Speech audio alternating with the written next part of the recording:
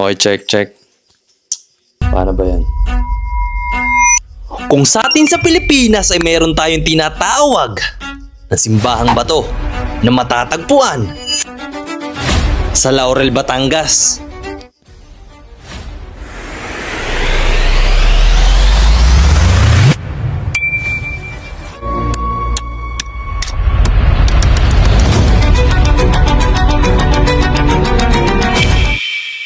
At dito naman sa atin sa Greece ay merong simbahan sa ibabaw ng bato. Pero guys, bago tayo mag-umpisa sa ating storya, alam mo ba yung isa sa pinakamaganda? Ay yung mag-subscribe ka. Kung magugustuhan mo to, meron pa mga susunod tayong mga istorya. Kaya kung di ka pa nakasubscribe at di ka pa nakafollow kung saan mo man to nakita, Facebook man, TikTok or YouTube, subukan mo naman pindutin na yung subscribe button at follow mo na rin. Paano? Simulan natin ang kwento nitong Lycabettus Hill dito sa Athens, Greece. Sa gitnang bahagi ng Athens, Greece, matatagpuan ang isang tanyag na burol na tinatawag na Lycabettus Hill. Sa unang tingin, isa lamang itong mataas na batuhan na nangingibabaw sa tanawin ng lungsod. Ngunit kapag narating mo ang tuktok nito, isang maliit ngunit kapansin-pansing simbahan ang sasalubong sa iyo.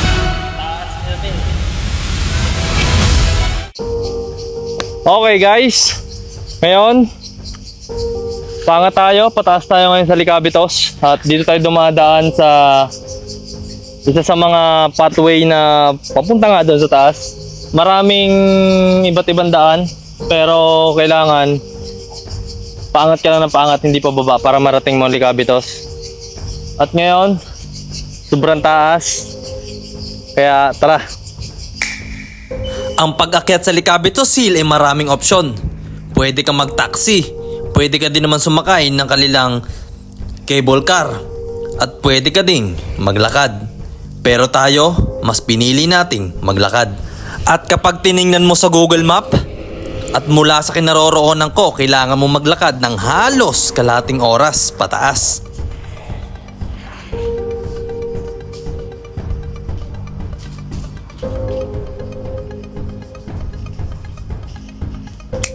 At habang palapit ako ng palapit sa Lycabettus Hill, ganun din namang patarik ng patarik ang ating mga dinadaanan. Uphill. Grabe. Taas.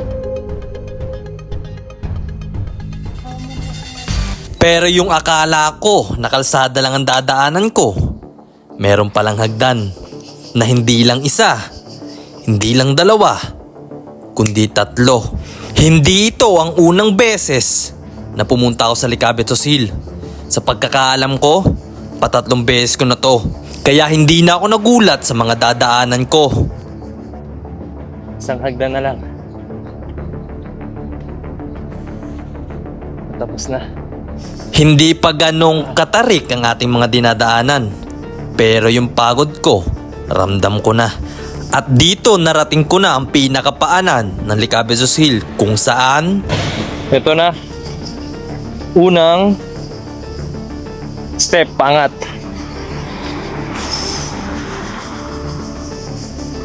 Ay. Okay. Dini. Ang daming pat. Grabe. Angat na angat. ang Lycabettus Hill hindi naman ganong katarik kung lalakarin mo paangat kumpara sa mga bundok na nakikita natin at halos kailangan talaga natin kumuha ng tour guide para lang maging ligtas at para marating ng maayos Pathway. ang tuktok nito.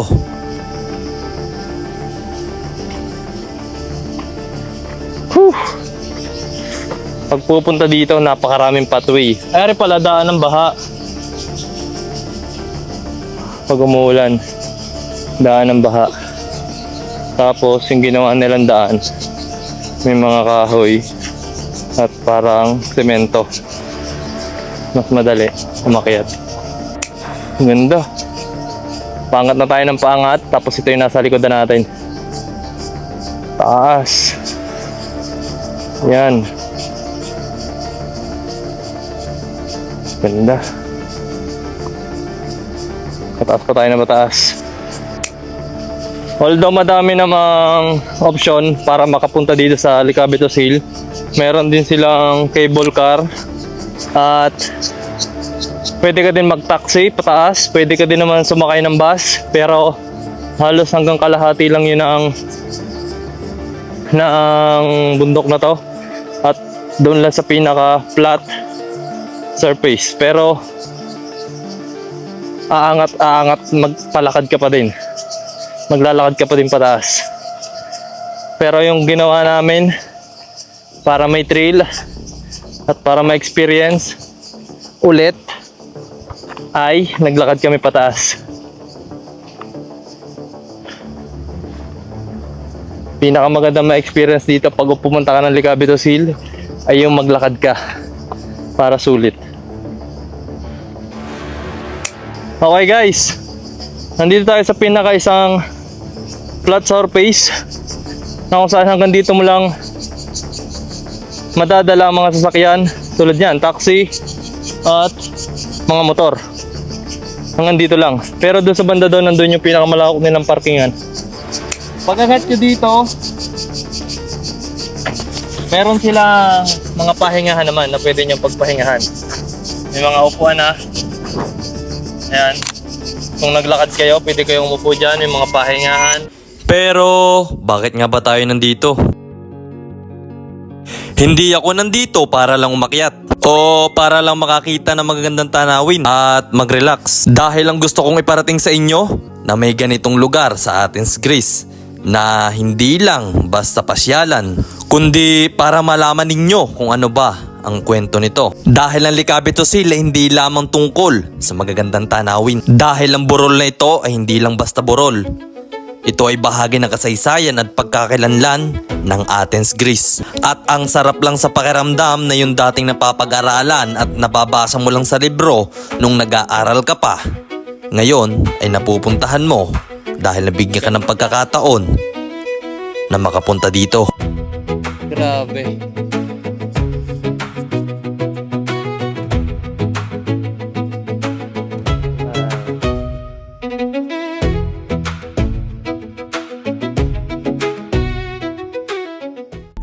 Kinain na tayo guys dito na isang mataas na bato.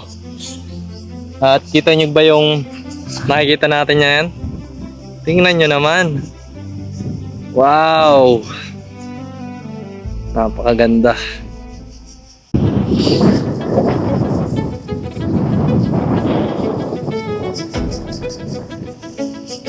Kita nyo ba yan guys kung gaano kaganda?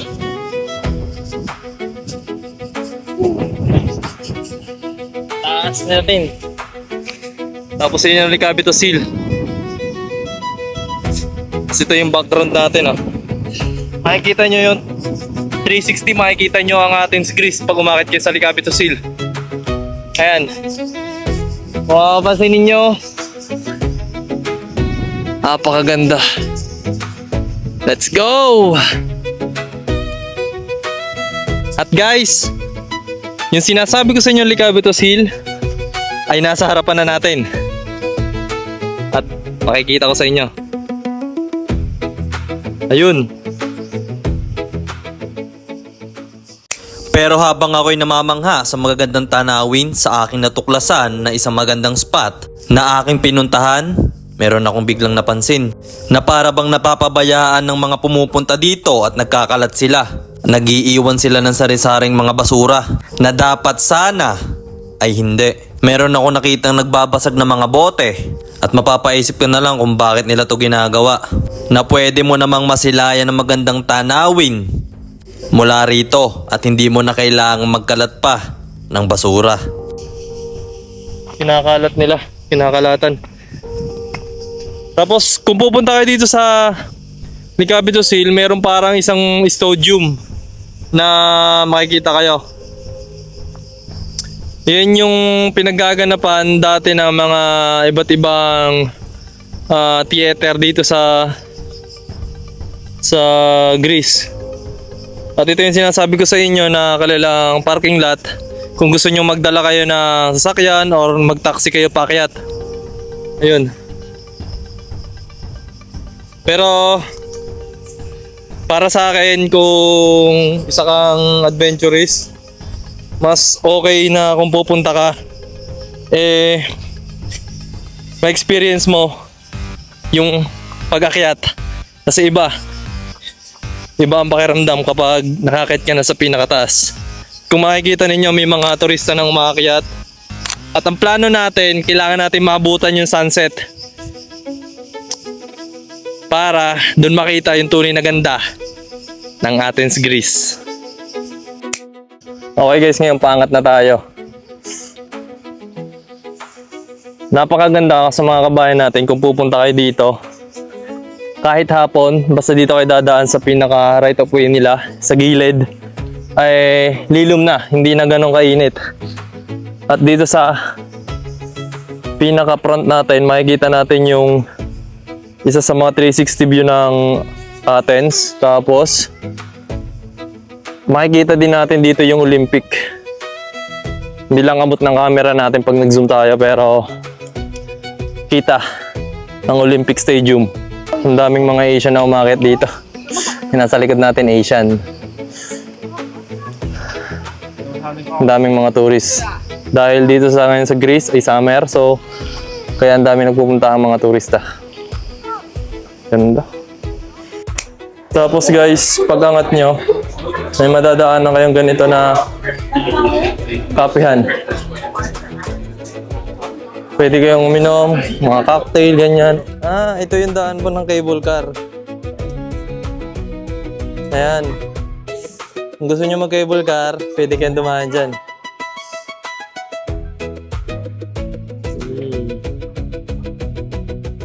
Nandito na tayo sa pinakatuktok ng Lycabettus Hill.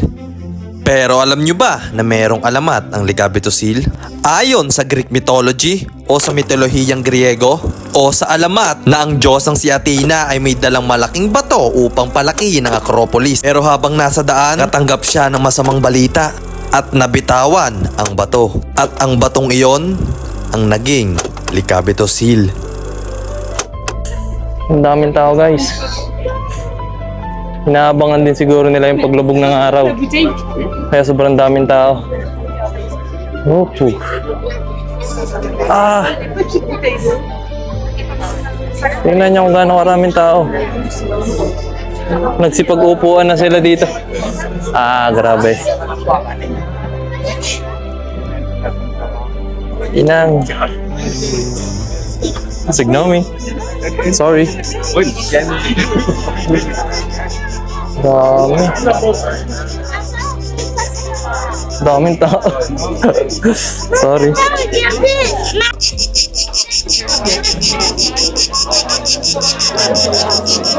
Dito yung unang beses na pupunta tayo dito sa Lycabettus Hill.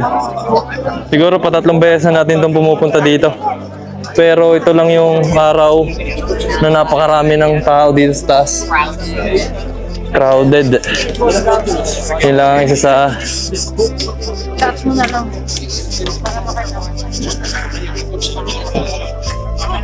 Sobrang crowded. Kailangan makahanap tayo na isang lugar na... kaso meron na. Occupied na. Hindi tayo makakuha ng magandang shot ng buong 360 view ng Athens. Tignan nyo naman. Madaming tao guys. Ay, ay, ay. Yung sinasabi ko sa inyo, makikita nyo ang 360 view ng Athens.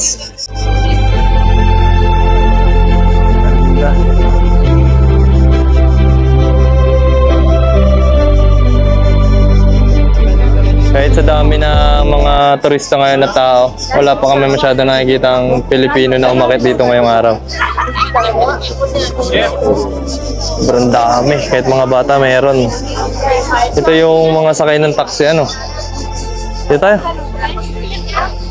Tapos meron silang isang puno ng olives.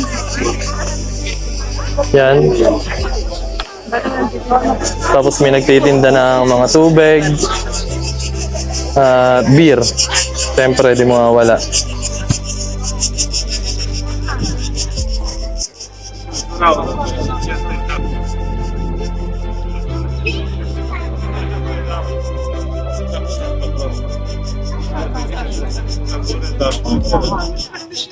At pag narating mo ang tuktok ng Licabetos Hill, bubungad agad sa'yo ang isang simbahan.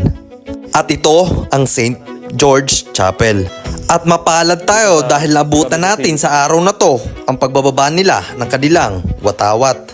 At makikita din natin kung paano nila igalang ang kanilang pambansang watawat. Nila tong vlog.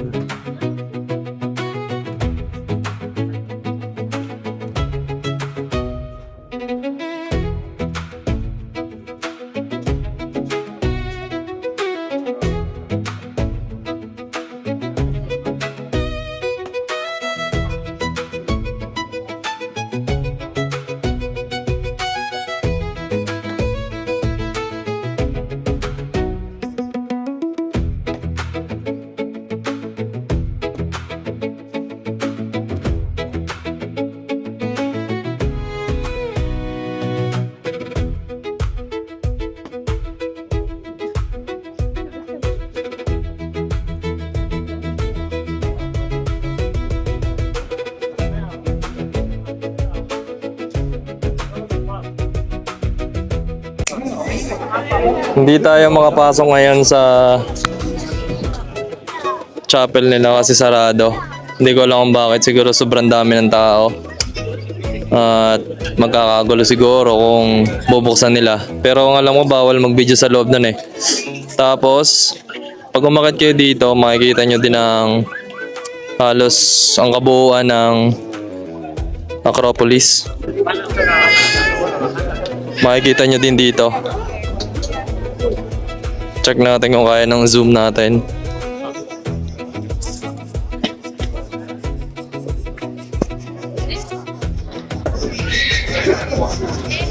Kung makikita nyo guys, yun nasa video natin. Yan ang pinaka kabuuan ng Acropolis Hill. Di lang ganun kalapit pero kita halos lahat. Sunod pupuntahan natin yan para may document din. Habang patagal tayo ng patagal dito sa taas, padami ng padami ang tao. Ngayon, ang Licabetos Hill ang pinakamataas na burol sa gitnang Athens. May taas itong 277 meter above sea level o 3 beses na mataas ang Eiffel Tower sa Paris. Ito'y paboritong puntahan ng mga turista at lokal para sa paglalakad, pagdarasal at pagkuha ng larawan ng Acropolis at buong lungsod. Pero ang tanong, bakit nga ba nagkameron ng simbahan sa taas ng batong ito? Noong Byzantine period, may altar na o templo para kay Zeus sa tuktok ng burol. Nang maging Kristiyano ang Greece, karaniwan nilang itinatayo ang mga simbahan sa mga dating lugar ng pagsamba.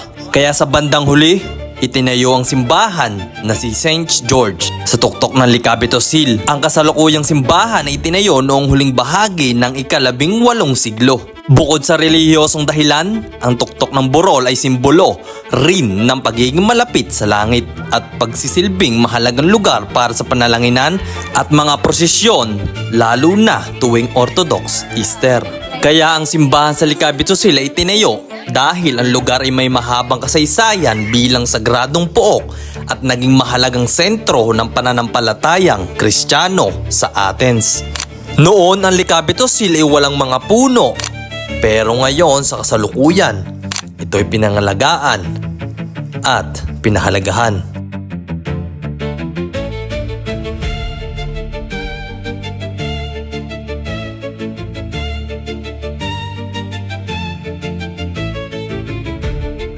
Ito ang Licabetos Hill, isang lugar kung saan nagtatagpo ang bato, kasaysayan, pananampalataya at ang napakagandang tanawin ng Athens. At marahil iyon ang tunay na ganda ng Greece, hindi lamang ang mga sinaunang gusali at monumento, kundi ang mga lugar na kahit tahimik at simple ay may kwentong matagal nang naghihintay na matuklasan.